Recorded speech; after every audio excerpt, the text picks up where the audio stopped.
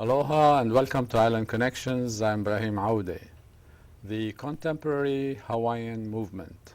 Our topic for tonight, and we have Ikaika Hussey, who is the convener of Mānoa, and I would ask Ikaika to explain what Mānoa is and how it came about and your projection for the future in terms of social movements and Hawaii politics. Certainly, and thanks for having me. Thank you. Ibrahim.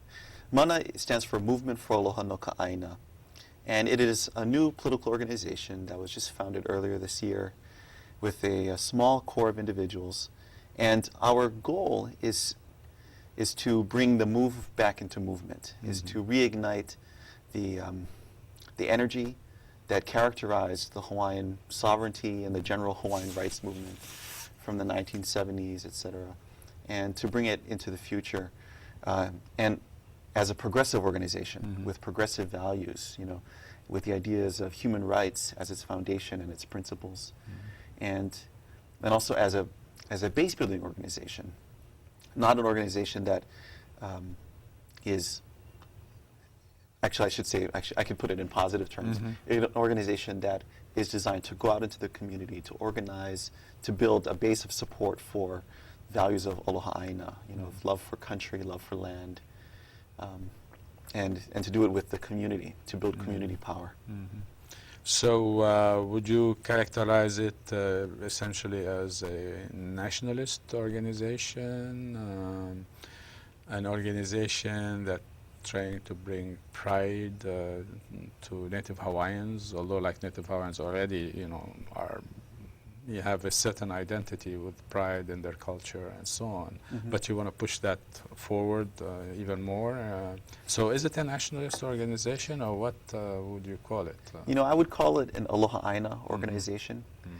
In the Hawaiian tradition, we've used the word Aloha Aina to talk about love of country, love of land, and that, I think, is a much richer term than the idea of nationalism. Nationalism often has very negative connotations attached to it, unfortunately.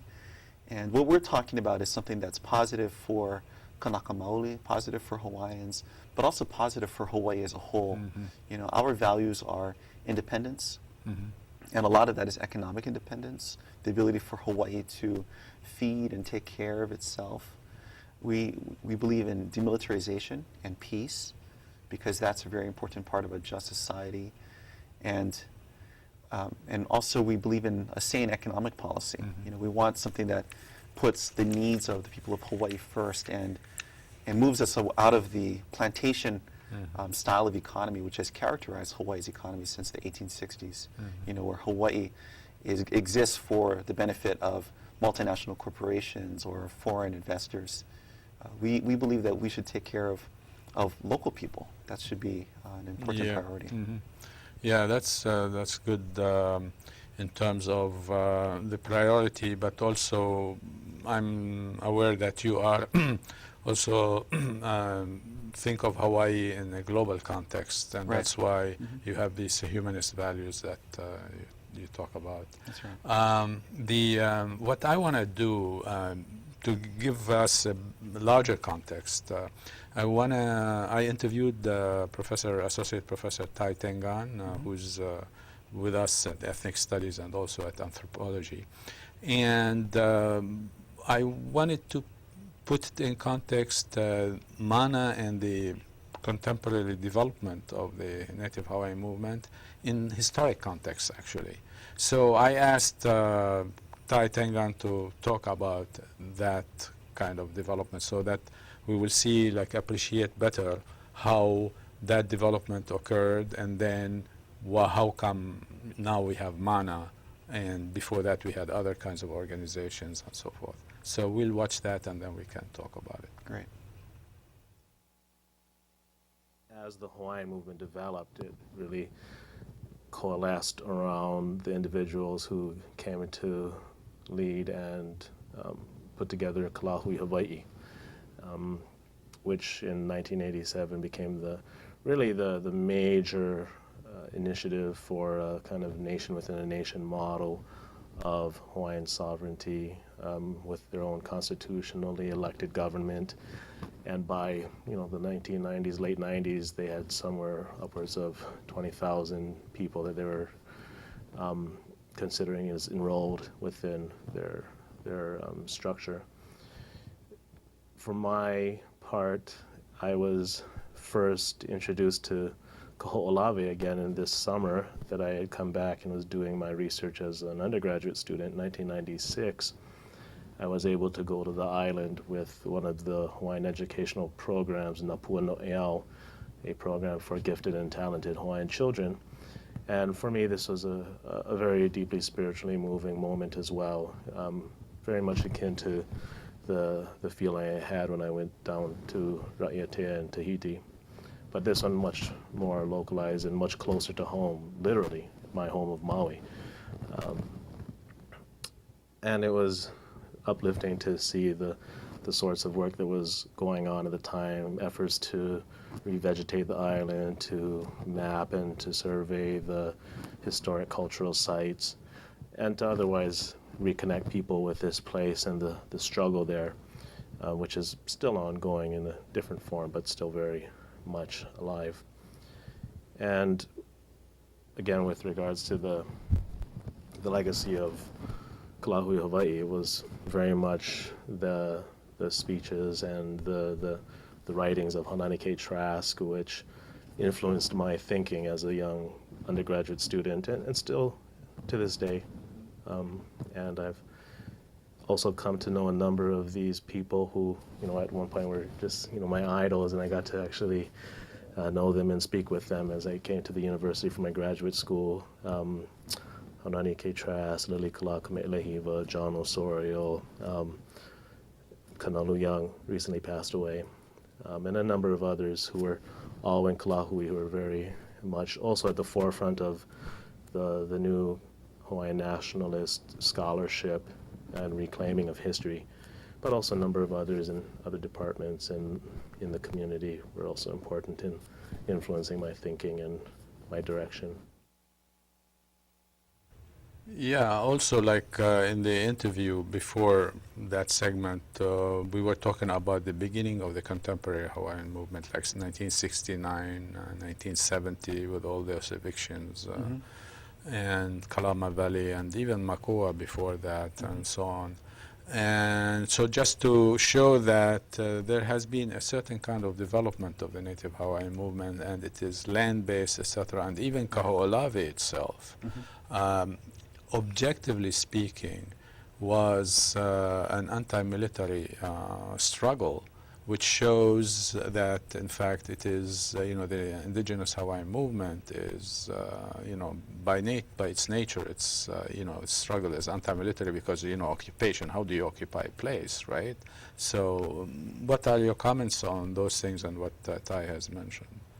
I agree. The movement for demilitarization is one of the probably the most important part of the Hawaiian movement, because it calls into question the relationship between Hawaii and the United States. And it starts to expose that relationship as being one in which the U.S. Has taken so much land here. It controls 25% of this island of Oahu, and has put the Hawaiian people and Hawaii in general through so much hardship. You look at the sarin gas which was tested, the chemical weapons dumped offshore Waianae, the depleted uranium in central Oahu. All of these has been, that's the way in which we've had to pay for our relationship with the United States. And it's an incredibly high price to pay. And we're just now starting to understand the human impact of that, looking at the impact on families in Waianae, the health effects of the militarization. And it also means that I think that Hawaii can have a different role in the world. Instead of being a place which, from the perspective of, I think, many Americans, and for most people in this world who think of Hawaii purely as a military base for the United States, I think it gives us an opportunity as people who love this place, this country, to reframe it completely and say, you know, if we didn't have this this militarization of our homeland, what could we be in this world? Could we play a different role? Could we be a place that epitomizes, you know, self-sufficiency and sustainability, and that takes care of its peoples, all of its peoples, Hawaiians, non-Hawaiians alike, instead of being a place that exists for the purpose of prosecuting war? Yeah. But, you know, I mean, with how many troops do we have in Hawaii? Like 60,000 or something like that? Maybe with their families, might be more than that now. And it's increasing. Yeah. Especially that they're going to close some places and bring people here. And so the militarization, part of the militarization of the Pacific, the ongoing militarization of the Pacific. So Hawaii, in terms of U.S. global strategy, becomes very important as a military site, but also as a site that projects military power elsewhere. Right. Yeah, and then, but there's a lot of indigenous Hawaiians who are in the military, and Of course. they salute the flag, and you know, they go and die somewhere for the sake of God and country and all those kind of stuff. So what have you got to say to those people who are, you know, doing this kind of service in their mind? And also, yeah, what have you got to say to them? And if you are going to organize indigenous Hawaiians, how would you go about doing that kind of organizing? Well, I think what I would say personally is that I would address those individuals the same way that I would address the people in my own family who serve in the military. And that's with a lot of Aloha. You know, that's our family. And the condition of Hawaiians right now is that we have a lot of Hawaiians in the military. We have a lot of Hawaiians who are involved in industries, in positions in society which can be detrimental for the community as a whole. But at the same time, that is our family, and we have to appreciate those people for who they are. But also, you know, to do it in a way and to engage with people in a respectful way, but talk about the issues which matter. You know, so I think part of the thing with Hawaiians is that there's so few of us. Yeah. There's only 500,000 Hawaiians on the whole planet, and we're all related. And for the most part, we all know each other. You know, you see someone coming and you know who that person is, you understand what their politics are, and so you find a way to relate to them. And I think it's important that we continue to, you know, to engage with people in a respectful manner, because if we are going to be serious about moving forward as, you know, with unity, with as much unity as possible, then we have to be as, you know, as compassionate as possible. Yeah, yeah. I'm just gonna like make it problematize the whole thing, because I think it's very critical for people to understand, you know, where the indigenous movement coming from, and you know, its perspectives, its strategies, and so forth. So this is an opportunity to do so. Yeah. For instance, in terms of like having Hawaii become self-sustaining, you know, or less dependent on all kinds of resources from abroad, etc. Why can't we do that while being part of the U.S.? It might be, one might say, a better way of doing it, because then you have more resources to try and become less dependent on imports, shall we say. Well, Yeah, you know, so, I do think we should start now. And there has been a lot of people who have been working on this problem of economic dependency for a long time, right? A lot of the land movements which you talk about are really questions about dependency and economic, you know, economic viability of Hawaii, instead of being a satellite of another place, or about Hawaiian land serving the interests of other investors. So this is an old problem, you know, and in terms of whether or not we should try to do it as a part of the United States, it's really a moot issue. Hawaii is under it's part of the American geopolitical, you know, umbrella, and I don't think it's it's not even a question of whether or not we should wait or, what comes first, this or that. We have to start with this. We have to start with where we are today. Absolutely. And Hawaii today is a place which, for all of its beauty and for all of its incredible gifts, is also a place which, in many ways, is struggling. And if you look at the homeless, the houseless situation, if you look at the conditions around employment, right now we have a lot of jobs which are tied up in tourism and in federal and military related industries, and both of those two things are fraught with problems. Tourism is an industry which might be able to employ people, but it doesn't allow for people to move up and eventually become owners of those hotels or those businesses. It's a multinational industry, and it's really a modern plantation. And militarism has problems where, just looking at the impacts, the health and the human impacts of militarism, it's an incredibly high price. And so these two economic engines are leading us, I think, into incredible problems. And I was struck with what Governor Lingle said a few days ago. She laid out a 5-point plan for dealing with the economic crisis. And 2 of her 5 points were to increase tourism spending and to increase federal appropriations through the military. And I presume she meant through the military because that's really the lion's share of federal monies that come to Hawaii. And it's a mistake. We need to get out of that kind of thinking. Right now, the state of Hawaii, the government, the state government gives, I think, like $60 or $70 million to the tourism industry to promote Hawaii as a destination. That's money which should be going to developing indigenous economic development. Yeah, because some people think that this Hawaii Tourism Authority should be abolished because what is it doing for the Hawaiians? Just like spending money, and in fact subsidizing the tourist industry. I mean, the big corporations and so forth. I mean, the thing that I'm thinking is that if we were to put energy into developing local food production for local consumption and local manufacturing capacity for local consumption, that would do a lot towards getting us to the point where we have a more sane economy. Right. Yeah. No. I mean, I was going to say a couple of things. One is it's been 110 years practically since 1898, right? And where are we? Yeah, I mean, if you look at the statistics, on the one hand, you find Hawaii is highly developed in modern terms, right?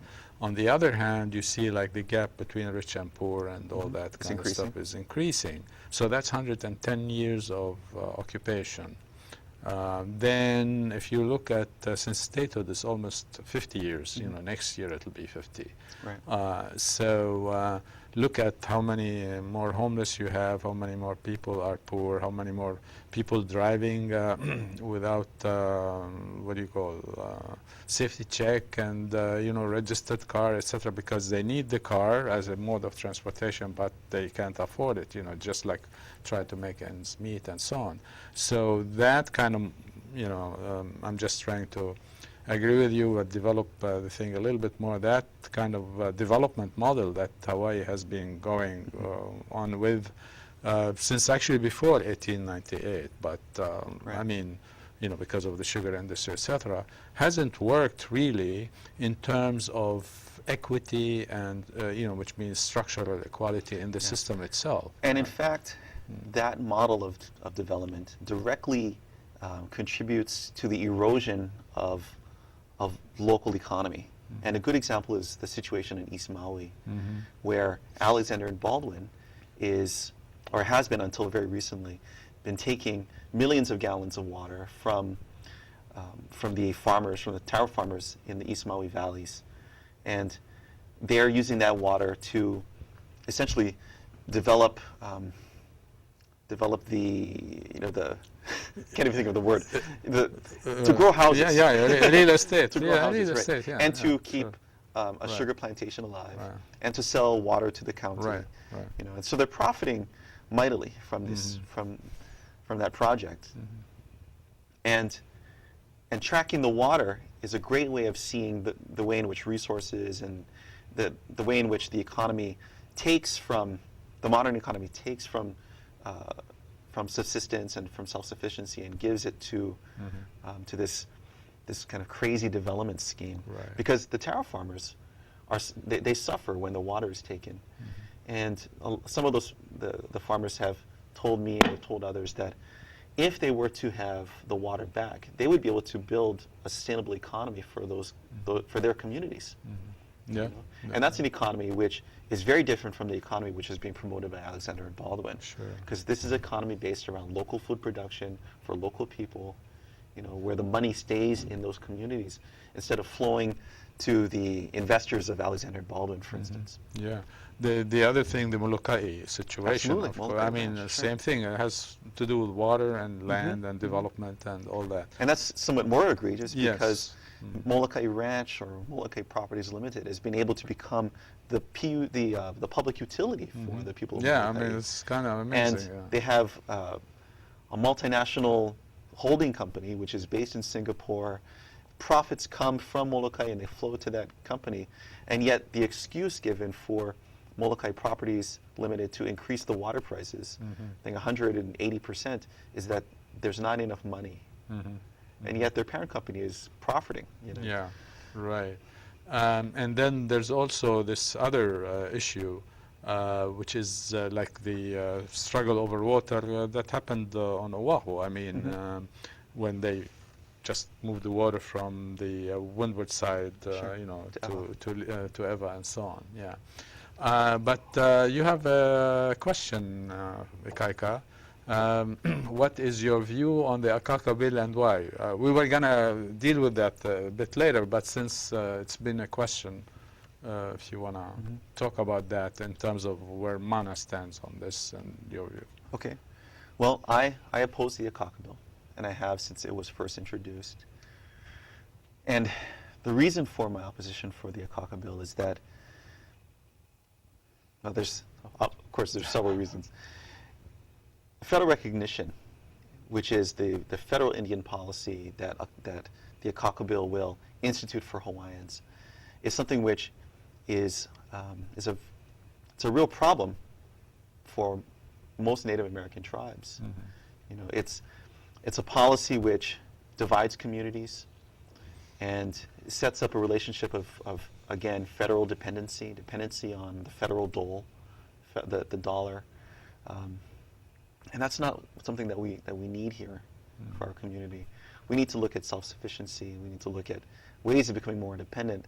And for a lot of the people, and I want to say this carefully because I want to make sure that I don't assign guilt where it's not deserved. But what I've witnessed is that for many of the people who are advocating for federal recognition for Hawaiians, their reason for doing that is because it creates a pipeline of federal dollars coming to the Native Hawaiian community. There is another reason to support it, which is ostensibly to protect Hawaiians from the lawsuits that are coming from kind of rabid The right-wing, conservative, neoliberal, conservative, yeah. Right. And I want to emphasize that they are truly the extreme right wing. You know, there's a lot of people in the middle who are okay with Hawaiians, but there is an extreme right wing characterized by the Grassroots Institute and also funded by right-wing organizations in the United States, which espouse radical views regarding race. And unfortunately, the Ikaika bill will not prevent those lawsuits from attacking Native Hawaiian trusts and organizations. And there's another reason, which is that we have a long history of struggle. The Native Hawaiian community has a long history of struggle regarding the U.S. occupation of Hawaii. And that's characterized by the anti-annexation petitions in 1897, when something like 90% of the Hawaiian community opposed annexation. And that resilience and resistance has persisted for more than 100 years, as you mentioned, Ibrahim. But when the federal recognition bill is being entertained and as it is being pushed towards passage, that entire history is going to be at least covered over by a thin veil of legalism, right? But underneath it is a robust history of an energy against the taking away of our rights. Yeah. Well, I mean, you know, from an outsider perspective, so to speak, having experienced things like that somewhere else in the world, once you begin to compromise, there's no end in sight in terms of that compromising, and in terms of like your self-determination, etc., begins to erode because you are a participant in that kind of erosion. And I think that's why our ancestors were so strong in their saying no to annexation in 1897. Yeah. It was unequivocal. Right. Yeah, I mean, it was clear, I mean, from the petition. And, and I think that they intended that. Well, actually, no, I shouldn't we say don't that this is know what they were that. thinking. But the way that I interpret their action right. was that it sets an example for how we're supposed to act now. And that if we, in 2008, were to suddenly acquiesce and say, you know, in spite of what our ancestors said 110 years ago, we're going to say, you know, we're going to go along with a Ikaika bill, et cetera. I think that that sets a horrible example for the generations to come. So that's how I see it. So it's important for us to recognize the resistance of our ancestors, to maintain that resistance, so that in a more sane time, we can have an honest discussion about self-determination. Yeah, sure. One last thing about the so-called Ikaika bill is that some people who defend going with it is that, well, there are two kinds of issues here. One in terms of native Hawaiians, Kanaka Maoli, you know, and one in terms of all people in Hawaii, just like, you know, in terms of the Hawaiian kingdom and so on. So it is not true, one would say, I mean, who's for the Ikaika bill, it's not true that if you get, say, independence, you know, for all of Hawaii, that the indigenous Hawaiians or the Kanaka Maoli would have their rights protected because we are a minority, you know, I mean, which is true. I mean, what, 20% here, right, more or less. So to protect, so there's this distinction then between, you know, the independence of Hawaii as a whole and the protection of Kanaka Maoli rights. So to protect those Kanaka Maoli rights, therefore, the Ikaika bill would do so, and then we can, that would not then preclude independence or struggling for independence. Kind of a strong argument until you begin to unpack it, it seems to me. Right. And one of the things that intrigued me in terms of what you were saying, that the Ikaika bill wouldn't protect those kinds of organizations, Native Hawaiian organizations, from lawsuits that they are already being subjected to. Right. So could you speak a bit more about that to make it, to clarify more, or if you could give an example? Or I have some, you know, I have some scenarios in my head for situations in which the Ikaika bill would not protect us from lawsuits, but I don't want to give any ideas to the to those particular complainants. But you know, not only will the bill not protect Native Hawaiians from those lawsuits, but it also will not. But it also will make it difficult for Hawaii as a whole to move forward towards independence. Yeah. And part of the reason is that if you look at the way in which the bill is constructed, and this wasn't, what I'm going to talk about wasn't in the original version of the bill. In fact, every time the bill has been revised, it's gotten successively worse. Yes. I don't even think it's correct to call it the Ikaika bill anymore. Because really the bill has been edited completely to the point where now it's designed to suit the jingoistic desires. So that they can vote for it. Of the allow far them right. to vote for it, yeah. Of the far right in the United States. Yeah. And, you know, for instance, anyways, so what the bill has now is a three-way negotiating process in which there would be, sometime after the Ikaika bill is passed, there would be a convention.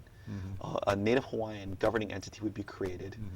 officials would be elected, and those officials would then have to engage in a negotiating process with the United States on one hand and the state of Hawaii on the other. It would be a three-way table, a three-sided table. The problem in that situation is that the state of Hawaii, the lands that the state of Hawaii claims, is essentially contiguous, or it's the synonymous is the word.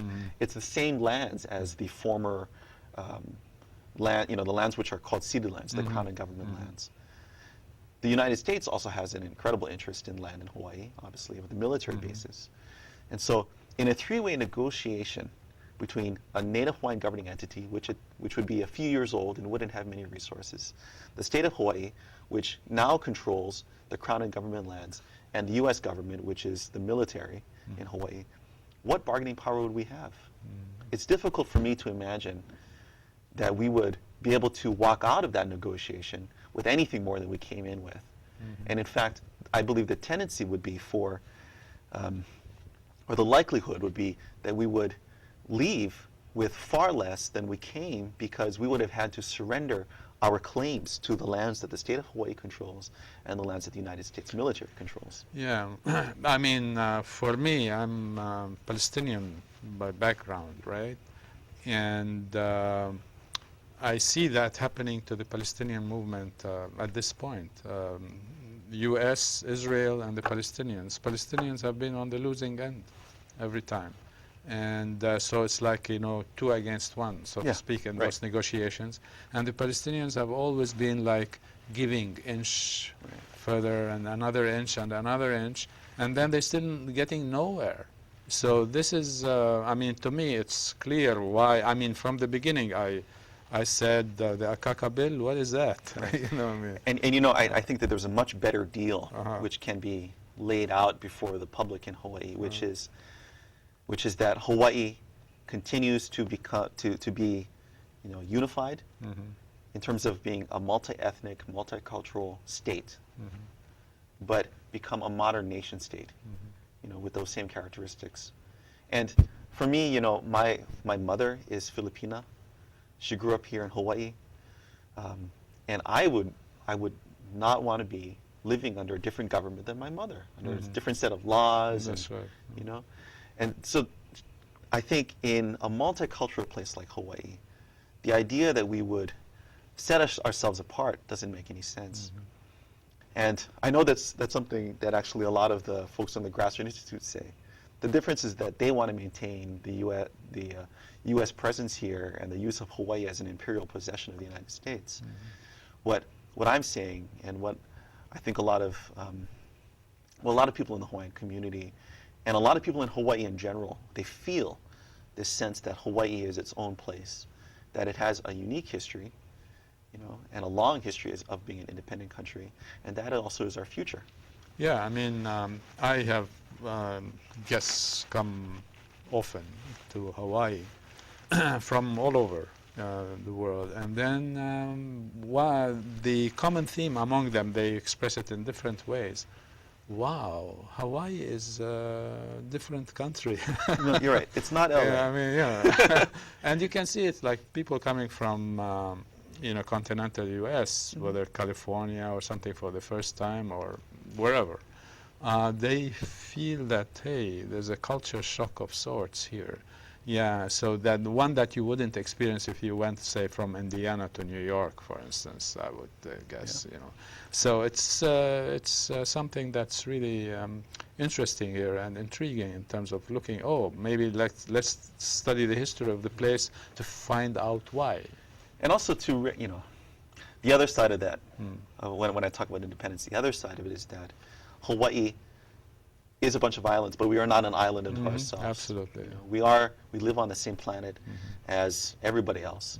And if we were to go back in time 150 years and look at how Hawaii was then, you would see that it was an independent country, but it still was a place that saw itself, as a nation among equals. People traveled back and forth between Hawaii and the United States, and they went to Europe, and Kalakaua traveled around the globe. And we had a very literate population, which was one of the innovations of Kalikeauli, Kamehameha III. And we were interested in what was going on everywhere. In fact, I remember reading about the 1905 Russian Revolution in the Hawaiian language newspapers. And so I don't think that independence means provincialism. It doesn't mean that we're going to go back into a cave. That was a Plato reference, by the way, not you know, it doesn't mean that we're stepping back at all. In fact, I believe that independence would allow us to be more engaged with the world. Because no longer would we have to say that we're not going to fall under someone else's flag. We can stand on our own and engage with the people in Latin America, the peoples of Asia, and the United States as our own people. Yes. Yeah, it's interesting that, you know, when I heard of MANA, I say, oh, wow, there's more development since UARC, University Affiliated Research Center, and so forth. And then the relationship between the indigenous Hawaiian movement and other issues, whether it's militarism. Of course, we talked about militarism and the indigenous Hawaiian movement. But, you know, that would to encompass more than just Kanaka Maoli fighting for justice and so forth. You know, whether it's military, environmental, you know, and take it from there. But I think also it's interesting because studying the indigenous Hawaiian movement and the people's movement also as it developed here, and on the continental United States, I look back at 1996 and the Native Hawaiian vote and so forth, you know, and see what kind of problems have occurred in the indigenous Hawaiian movement with the 1996 Native Hawaiian vote. So I'd like to discuss this one, but I interviewed Tai Tengan about that particular point, and it's interesting to see what he has to say because he had a certain awakening, you know, and came into the movement from when he was like 17, 18, and so forth. Interesting to see what he thinks about that, and then this would give us also a context to see how these developments have occurred, you know, in terms of mana and, you know, other kinds of things, hopefully, in the future. So we go to Tai, and then we take it from there. Great. The strengthening of the assaults on Hawaiian rights that followed Rice v. Cayetano and the post-9/11 sort of era of hyper-patriotism, which also was a direct attack on Hawaiian issues, led to a need for rethinking strategies and to look at all the possible ways of finding support and dealing with new issues that were coming up at the time as well. So again, in that whole configuration of the assault on Hawaiian rights, the new era of militarization of Hawaiian lands, and other sorts of issues that were of concern for all people of Hawai'i. We see, as you mentioned, places like Makua Valley becoming an important site of contestation that involves some important collaborations between Native Hawaiian as well as environmental organizations. The Native Hawaiian and environmental interests often really coming together around issues of land use. The Kahea Environmental Alliance was one of the most direct linkages, trying to forge collaborations with Hawaiian and environmental interests. But it's also those who are opposed to militarization that are also involved in this. And so again, Makua Valley, a site that the U.S. Army has been controlling since World War II, using for live fire training, until a number of Native Hawaiian grassroots organizations, also with support of other environmental and anti-militarization groups, finally forced the Army and the government to do an environmental impact statement for its plans there. There was quite a lot of progress that was being made right before 9/11 with regards to access and control, but really the the kind of hyper-patriotism following 9/11 led to another, in many people's minds, a setback in the efforts to really reclaim Makua Valley.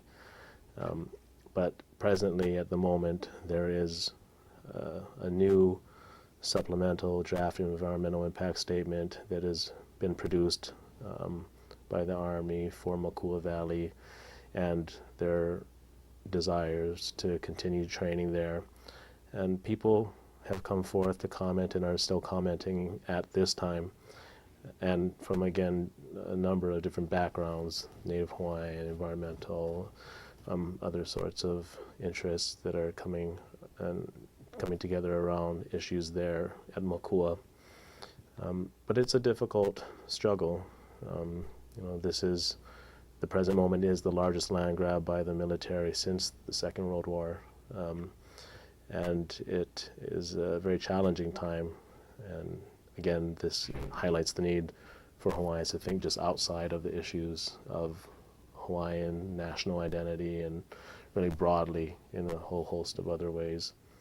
And here at the university, closer to home, we had the struggle against the creation of the University-affiliated Research Center, the UARC, that really kind of hit its high point in 2005 with folks from all across the campus coming together to really contest this development of a center that would do research for the military, do these task orders that many saw as unethical because some of it would be secret research. Others were just against the idea of supporting the U.S. war machine at all in any way, shape, or form. But also we saw a number of scientists and others who were very supportive, so this became a very heated battle here on campus. But in the end, it really was the issue of the monies that would be brought in with this sort of center that swayed the vote of the Board of Regents and the decision of the President. So today we have an applied research laboratory that as of last month, got its first task order to, ironically enough, I guess, in the context of Makua, to go back to the Waianae coast and do investigations on the impact of munitions from World War II that were dumped off the coast. The people, especially around Waianae and around Makua, knew very well was causing harm, but an earlier study was saying that there wasn't too much impact, but now they're returning there as one of the, as I guess the first task order of this applied research laboratory to investigate again the risks posed by these World War II munitions. Yeah, because, all these developments have occurred after, in my view, the crisis that occurred in the Native Hawaiian movement with the Hawaiian vote in 1996, because an organization such as Kalahui, for instance, that was prior to 1996, from 87, juxtaposing itself and say in opposition to OHA, for instance, right? All of a sudden, by 1996, they were fighting against, the Native Hawaiian vote. But then the way it was structured by the state is that whichever way you vote or you don't vote, the state wins, because they were making the rules. Mm-hmm. And then that created a crisis in the movement that so many people thought, well, this is it for the Native Hawaiian movement, it's being co-opted and so forth.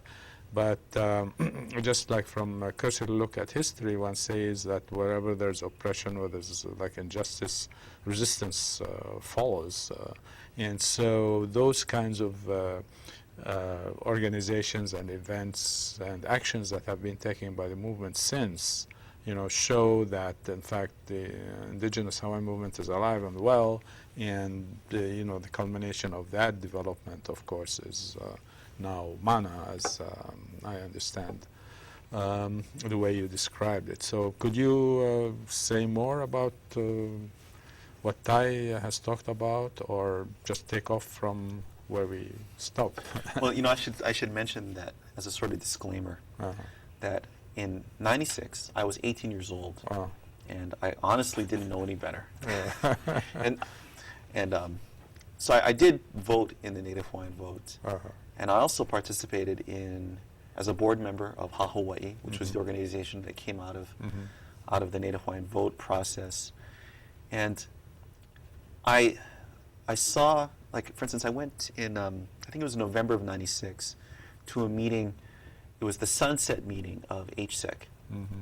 And there were hundreds, maybe thousands of people there, all different organizations.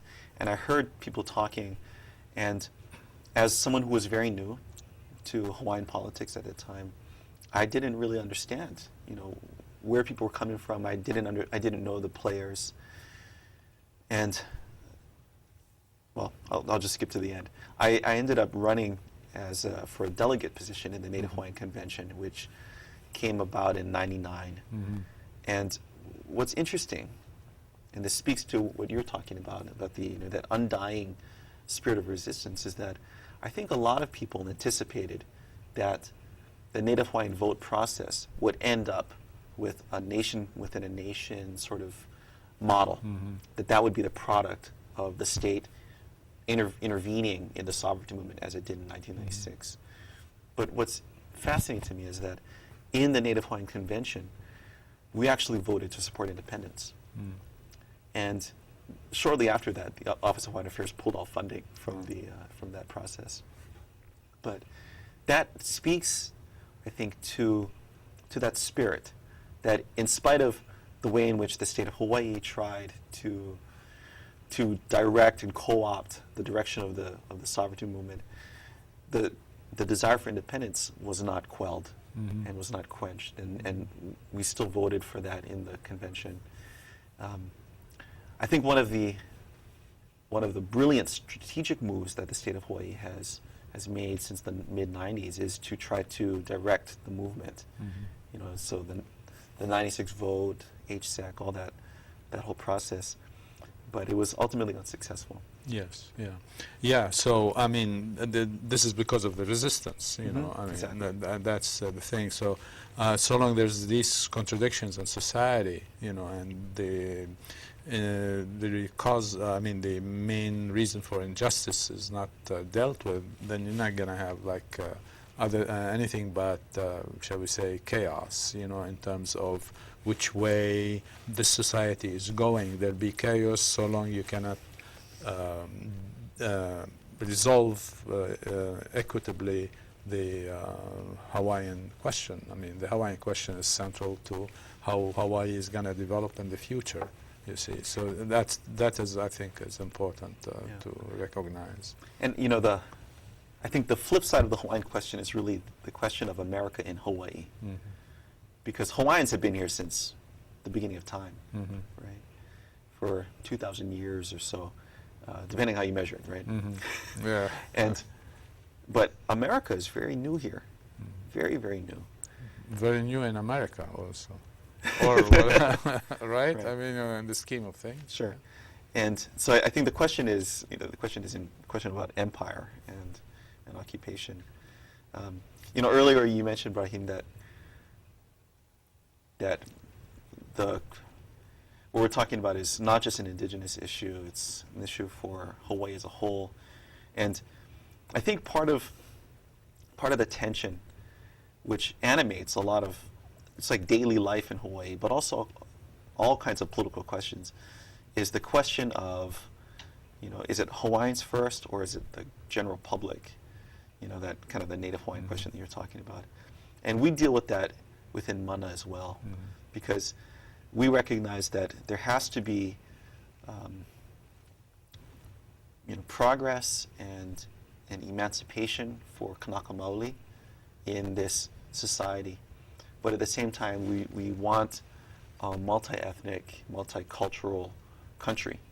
And so I think that's going to be a very important question going forward, particularly as we get closer to talking seriously about independence. How do we balance those two forces? What kind of laws, what kinds of institutions, cultural institutions, what kinds of traditions and practices can we put into place so that Hawaiians and Native Hawaiian culture are protected, you know, for eternity. But also we have a civil and robust and Yeah, I think good modern society. yeah, sure. I think that's an important question because the strategy. I mean, how to deal with it is very important strategically. So it's not. I wouldn't personally put it like as a balancing act between this and that. Rather, and see what you think. Rather, I would put it as these two things are inseparable, two sides of the same coin. One cannot move without the other, so it's not a question of balance, unless you want to balance the coin itself, but that's another matter. So one cannot complete the tasks of that side of the coin without completing the task of the other side of the coin, and vice versa. So to the extent that people can understand that, and that's, I think, where Mana, in terms of you know, trying to organize and put a particular political line and so on, would benefit from you know, really analyzing those things itself first, be clear on it, and then move forward with it. Because if we see it as that kind of situation rather than a balancing act, I think things would move forward much more you know, with less problems, with fewer problems. But at the same time, it seems to me, because, and you mentioned that we have to deal with the situation extant, you know, and that is Hawaii is part of the United States, whether we like it or not, you know. I mean, economically, politically, Right, etc. that's the reality. Yeah, the real yeah, politics, sure. right. So how can we relate to, shall we say, the people's movement on the continent?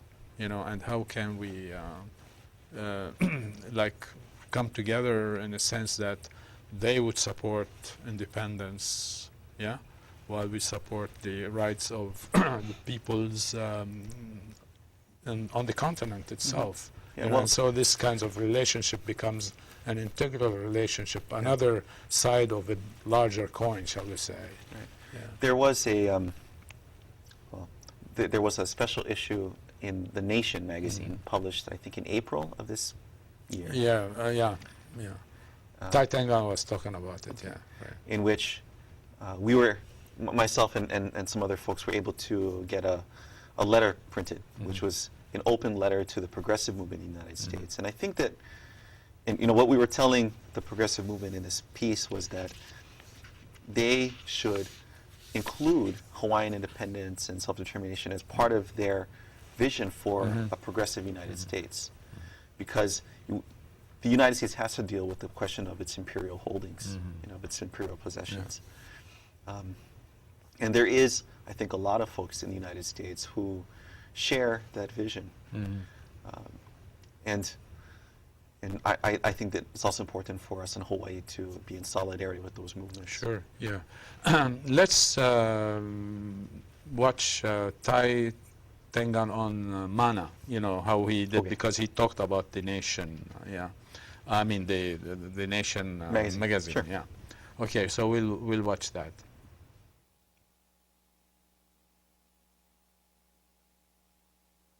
I think I know a number of the individuals involved with it, though, many of whom were also involved in the UARC struggle and generally in issues of demilitarization, including at Makua Valley. But in reference to the Nation, there was a very important issue of the Nation in April 2008, which focused on the Hawaiian movement. The primary article out of this was Famous Are the Flowers, Hawaiian Resistance Then and Now by Eleanor Langer.